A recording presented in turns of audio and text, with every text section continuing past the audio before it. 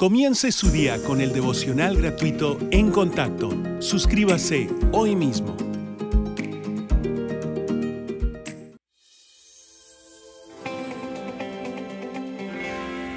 ¿Qué convicciones tiene acerca de la Biblia? ¿Realmente qué considera cierto de la palabra de Dios? Quizás ha tenido una por años, pero no la ha leído mucho. O quizás usted sea alguien que la lea a diario, pero nunca ha pensado de dónde viene ni qué es realmente. Entonces, ¿qué convicciones tiene de la Biblia? Y para aclarar lo que queremos decir con convicción, escuche, tener convicción es estar tan plenamente convencido de que algo es cierto y que asume una postura sin importar las consecuencias. Ahora, una preferencia es algo que se cree firmemente, pero cambiaría de parecer bajo ciertas condiciones. Esto no es cierto de una convicción. Plenamente convencido que es verdad al punto de estar dispuesto a pagar las consecuencias de creer la Biblia. Entonces, si alguien le pregunta, ¿qué es la Biblia? Bueno, mucha gente cree que la Biblia es un libro que fue escrito por muchos hombres a lo largo de un lapso de tiempo, y ya que esos hombres no eran perfectos, debe haber errores en la Biblia. Y ellos afirman que los hay. Y dicen, ¿sabe? Algunas partes de la Biblia están obsoletas hoy. Después de todo, ya estamos en el siglo XXI y ¿acaso pretende decirme que no hay errores en la Biblia? Quiero decirle que no hay errores en la Biblia. Mire, Dios, quien nos dio su palabra, sabe cómo mantenerla veraz sin importar quién la haya escrito. Y de vez en cuando alguien dirá, bueno, los hombres cometen errores, es cierto, pero le pregunto, ¿qué errores comete Dios? Y algo tan importante como el mensaje de Dios al mundo entero por todos los tiempos y la eternidad. Dios sabe cómo proteger la verdad de su palabra. Y si alguien le dice que la Biblia es solo parcialmente cierta, no le haga caso. La Biblia es la historia del amor redentor de Dios por la humanidad. Eso es, en pocas palabras.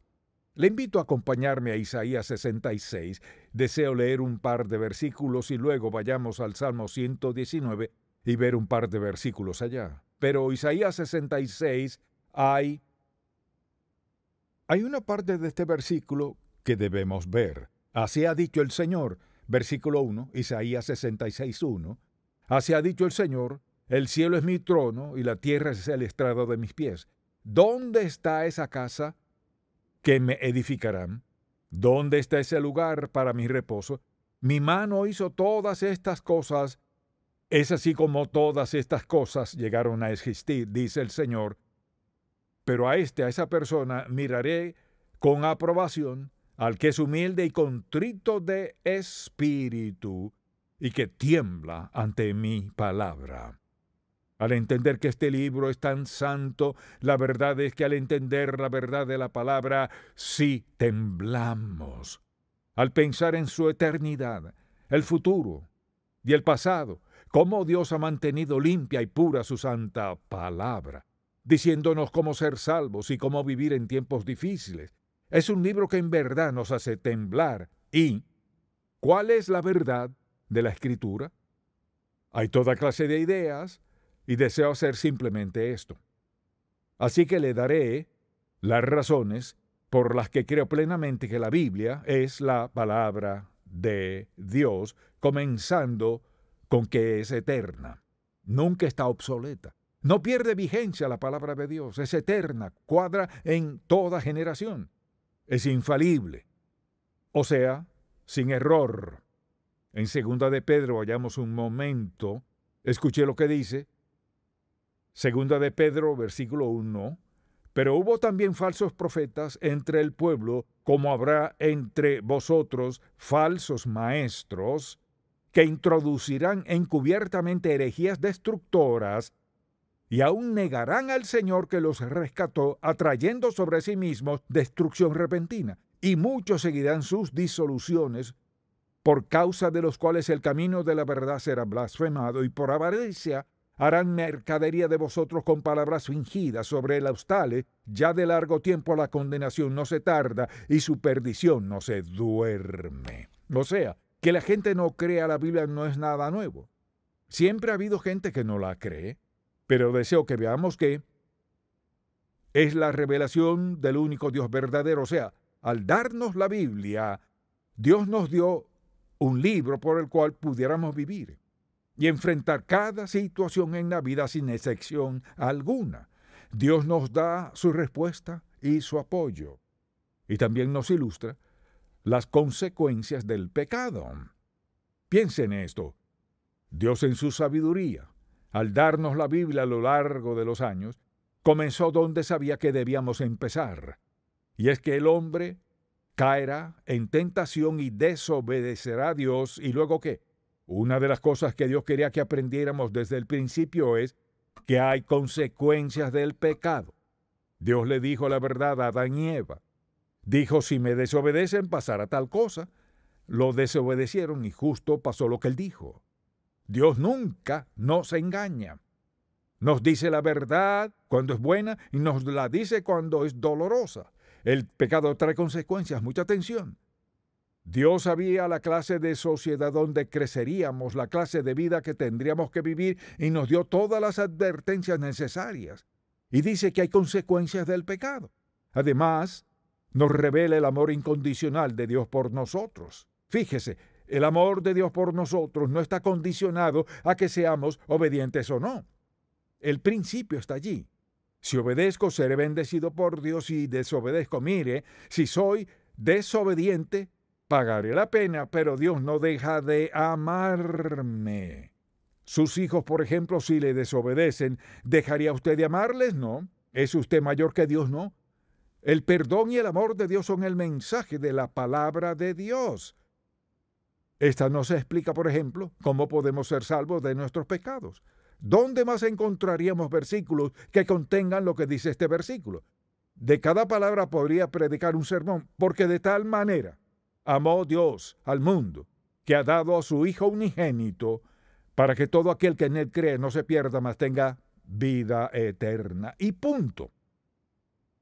Solo Dios puso tanto en un versículo para explicar toda la redención en un versículo. Tuvo que venir de Dios. Declara quién es Jesucristo y por qué vino. Él es el Hijo de Dios. Vino al mundo con el propósito de morir en la cruz y pagar toda nuestra deuda. Quienes discuten la veracidad de la Biblia no tienen ni idea por qué vino Jesucristo. Dícense que Jesús nació y esto y lo otro, pero fue como cualquier otro hombre. No, Él fue Dios en carne humana que anduvo entre los hombres para morir en la cruz y pagar toda nuestra deuda. Ese es Jesús, y ese es el mensaje de la Biblia. Explica por qué, por ejemplo, Jesús nació de una virgen. Porque recuerde esto. Nacido de virgen significaba que Jesús no pecó. Si Jesús hubiera sido un hombre normal y con pecado en su vida, no habría podido morir por nuestros pecados. Y desde luego, explica por qué Jesús murió en la cruz. ¿Por qué Jesús murió en la cruz? Por todo el Antiguo Testamento. Y la gente dice, ese Antiguo Testamento es tan... no lo entiendo. Quizás usted no capte o no entienda por qué la Biblia habla tantas veces de ovejas y corderos, porque esos corderos eran símbolos del Hijo de Dios que un día daría su vida en la cruz y con su sangre pagaría toda nuestra deuda de pecado de toda la vida y por toda la eternidad. Así que no hay nada en la Biblia que no sea importante. Y solo porque no entendamos todos esos sacrificios, no significa que haya un error o una falla, ni que haya nada aquí que no sea importante. Dios no colocaría nada en la Biblia que no fuese importante. Al llegar a un libro como Levítico, por ejemplo, y los pasajes de la Escritura que hablan de la construcción del tabernáculo, se pregunta, ¿y qué es todo esto? Todo se trata de símbolos del Señor Jesús, todo es importante. Dios nos dio un libro para guiarnos, para ayudarnos a vivir piadosamente. Entonces, lo que quizás consideremos que no tiene importancia es muy importante a los ojos de Dios. Asimismo, describe la resurrección de Cristo. Sabemos que las personas hablan de sus dioses, esto y lo otro. Jesús nació de una virgen, el Hijo perfecto de Dios, Dios en carne humana, lo crucificaron y murió. No hay duda del hecho de que haya muerto. Sellaron la tumba y a pesar de haberla sellado, el sepulcro se abrió y Jesucristo resucitó. Él es el Hijo resucitado del Dios vivo. Por tanto, venció la muerte. Así que Jesucristo, escuche, no solo murió en la cruz, Él resucitó de la muerte. Y dice la Biblia que se sienta a la diestra del Padre intercediendo por nosotros. Allí está ahora. Está sentado a la diestra del Padre. ¿Dónde está Dios? En su santo templo en el cielo. Cuando se trata de perdón, ¿cuáles son los versículos? Si confesamos nuestros pecados, eres fiel y justo para perdonarnos y limpiarnos de toda maldad. ¡Aleluya! No tengo que preguntarme si soy perdonado o no. No hay que vivir en duda. Si cree la palabra de Dios, tendrá una grata certeza. Y cantamos ese himno, grata certeza, mío es Jesús, hecho heredero de eterna salud, y así cantamos. No es un libro de errores, es un libro de verdad absoluta para guiarnos y dirigirnos en toda situación de la vida. No hay nada que Dios haya excluido en su palabra. Bueno, nos explica lo que ocurre en la muerte. Y por ejemplo, si usted es alguien que no cree en la Biblia, le pregunto, ¿usted cree que morirá? No creerlo es insensato, pero morirá un día de estos. Ya que no cree la Biblia, ¿qué piensa que le sucederá cuando usted muera? Y la mayoría de las veces la gente dice, bueno, entonces llegará a mi fin. Oh, no lo es. Allí no llegará a su fin. Eso le gustaría pensar, pero no lo es. Ahora los creyentes decimos, gloria al Señor. No hay que preocuparse por la muerte porque esto dijo Dios. Ausentes del cuerpo, presentes al Señor. La Biblia tiene la respuesta a toda situación que necesitamos para vivir o morir. Y por ejemplo, hay personas que creen en el purgatorio, que al morir van a un lugar a sufrir hasta que finalmente hayan pagado todo su pecado. Si usted muere siendo salvo por la gracia de Dios, no irá a ningún purgatorio. ¿Quiere que le diga por qué no hay un purgatorio? Porque no existe tal lugar. No está ni en ningún lugar de la Biblia, porque si creo en Jesús y lo acepto como mi Salvador, y tengo que ir a sufrir, o algo pasó, o algo faltó en la cruz. La cruz se encargó de nuestros pecados, todos ellos, pasados, presentes y futuros. No hay cabida para un purgatorio. No lo hay. Si acepta a Cristo como su Salvador, su sacrificio en la cruz, ser renacido, el Hijo de Dios fue enviado a que muriera, pagando nuestra deuda de pecado, la pagó toda, no puede haber entonces un purgatorio. Así que ausentes del cuerpo, presentes al Señor. Pero escuche lo que dice la Biblia. Nos asegura, por ejemplo, del regreso de Cristo y nuestros galardones futuros. Alguien dijo, Jesús murió y no está. Esto es lo que dice en Juan 14, es un pasaje muy hermoso. La mayoría lo sabemos de memoria, pero si usted no lo recuerda muy bien, puede buscarlo. Dice, no se turbe vuestro corazón. Dice, ¿creéis en Dios? Creed también en mí. En la casa de mi Padre muchas moradas hay. Escuche esto. Jesús, un momento, quien murió en la cruz, resucitó de la tumba, está sentado a la diestra del Padre, dijo, en la casa de mi Padre muchas moradas hay. Si así no fuera, yo os lo hubiera dicho. Voy pues a preparar lugar para vosotros, y si me fuere y os preparar el lugar, vendré otra vez y os tomaré a mí mismo. Él vendrá otra vez por este, por aquel, por este, por aquel, por aquella, y un día vendrá para concluir con toda la civilización. Si usted no conoce a Cristo como su Salvador, no tiene esperanza. Lo peor que pudiera pasarle es morir sin Jesucristo. Mire, sería tonto de no aceptar a Cristo como su Salvador. Escucha la verdad de la palabra del Dios vivo. Y fue Él quien dijo, vendré y os tomaré a mí mismo, para que donde yo estoy vosotros también estéis. Si usted es uno de sus hijos, si lo ha aceptado como su Salvador, si se da cuenta de que Él hizo en la cruz, también lo incluyó a usted. La Biblia nos habla de sucesos futuros. Lea el libro de Apocalipsis. Al pensar en todo eso, quizás diga, bueno, no entiendo todo eso. ¿Sabe qué? Mucha atención. Si yo entendiera todo acerca de Dios, sería igual a Él, eso no sucederá. Entonces, ¿qué sucede?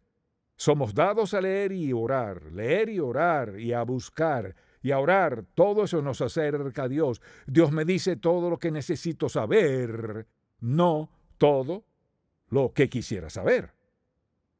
Es la palabra indestructible del Dios vivo.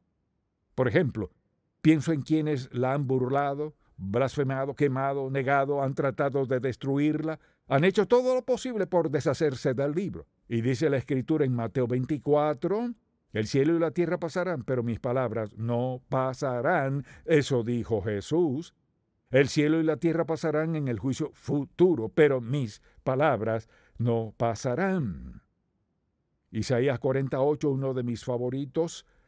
Sécase la hierba, marchítase la flor, mas la palabra del Dios nuestro permanece para siempre. Crea en la palabra de Dios. Vívala, practíquela, obedézcala. Digamos, por ejemplo, que ha cerrado la Biblia en su vida. No la quiere en su vida. Permítame preguntarle. Digamos que usted fuese una persona multimillonaria. Tiene millones. Tiene posesiones que casi ha olvidado. Se acerca al final de su vida. Hágase una pregunta. ¿Qué será más valioso para usted en su último día de vida con todos sus millones? ¿Su dinero o la palabra de Dios? Y escuche muy bien. Su dinero no puede comprar el cielo. No puede darle suficiente a la iglesia ni a una organización para pagar su entrada al cielo. La salvación es por gracia, el amor inmerecido de Dios Todopoderoso, dado mediante su Hijo Jesucristo. Si usted rechaza al Hijo del Dios vivo, a quien Dios envió al mundo para revelarnos la verdad, quien fue a la cruz, murió en la cruz, rechazar al Hijo de Dios no es una simple decisión que toma, es una terrible decisión que toma. ¿De algún modo piensa que ha sido lo suficientemente bueno para ser salvo? ¿Qué tan bueno ha sido? Puede decirme lo bueno que ha hecho, cuánto ha dado. El asunto no es ese, porque por gracia sois salvos, no de vosotros, pues es don de Dios, no por obras, para que nadie se gloríe. El resultado de la gracia de Dios. Así que, o cree la palabra de Dios y se prepara para recibirlo, o le da la espalda y dice, de algún modo lo lograré. Mire, esa es su falsa opinión. Es la mentira del diablo. De esa manera le gustaría que fuese, pero no será de esa manera. El alma que pecare morirá por toda la eternidad. O puede vivir sin Dios, presentarse ante el juicio y estar eternamente separado de Dios. La Biblia es muy clara. Eternamente separado de Dios. Sé que no le gusta la palabra infierno y el uso que se le ha dado últimamente. Hablo del infierno bíblico. Jesús usó la palabra, no la promovió. Él dijo, esta es la máxima separación de Dios. Y le ruego lo siguiente. Número 1, ¿no puede mostrarme errores de la Biblia? La Biblia es la palabra divina y fiel, inspirada por Dios, para mostrarnos su amor por nosotros, y que Cristo murió por nosotros y podemos ser perdonados de nuestros pecados, y puede ser cierto de usted, ausente del cuerpo, presentes al Señor, o ausentes del cuerpo y separados para siempre del Señor. Usted dirá, ¿eso es lo que usted cree? No, no, no, no, eso es lo que dice Dios. Y les ruego en el nombre de Jesús que piense. La palabra de Dios, escrita por hombres escogidos por Dios, para escribir la verdad que rige nuestras vidas, ¿no está de acuerdo en que vivir por amor es lo mejor? No solo poder vivir, sino poder dejar esta tierra con grata certeza, ausentes del cuerpo, presentes al Señor, presentes en el Señor Jesucristo. Esa es mi oración por usted. Padre, sabemos que cada quien debe tomar la decisión, pero te pido que todo el que escuche este mensaje se pregunte: ¿cómo estoy viviendo? ¿Cómo voy a morir? ¿Qué me pasará después de la muerte? ¿Qué es lo más sabio que debo hacer? Te pido, Señor, que entiendan que es aceptar a Cristo como su Salvador personal. Por la eternidad, en nombre de Jesús. Amén.